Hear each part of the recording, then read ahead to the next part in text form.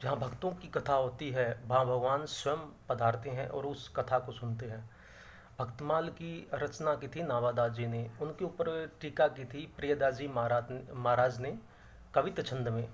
वो भगवान को भक्तों की कथा सुनाते थे। तो इस प्रकार कथा सुनाते बहुत लोग आते थे, उसमें धनी लोग भी आते थे। जहाँ धनी लोग आते हैं वहाँ खतरा होता ही है। तो चोरों ने देखा यहाँ पर तो बड़े बड़े लोग आते हैं, तो कुछ चोरों उसके अंदर कथा सुनने के लिए जो है चले गए। और उनका उद्देश्य तो कथा सुनने के माध्यम से चोरी करना ही था। अब उन्होंने और कुछ तो मिला नहीं, ठाकुर जी की जो प्रतिमा थी वो उठा कर ले गए।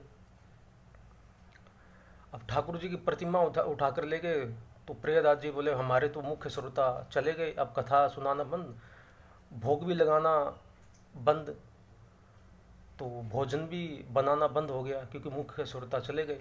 उधर जो चोरों की खलबली मच गई, उन्होंने लाकर वापस ठाकुर जी को, प्रियदास जी को समर्पण कर दिया। फिर से ठाकुर जी को स्नान कराया गया, उनको वस्त्र पहनाया गया, भोग लगाया गया, फिर कथा प्रारंभ की गई। तो कथा प्रारंभ जब की तो किसी को याद ही नहीं है कि कहाँ से प्रसंग है, कहाँ से हम सुना रहे थे।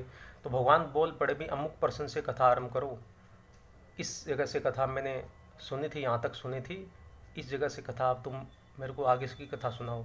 तो इस प्रकार भक्तों की जो कथा है वो भगवान ध्यानपूर्वक सुनते हैं।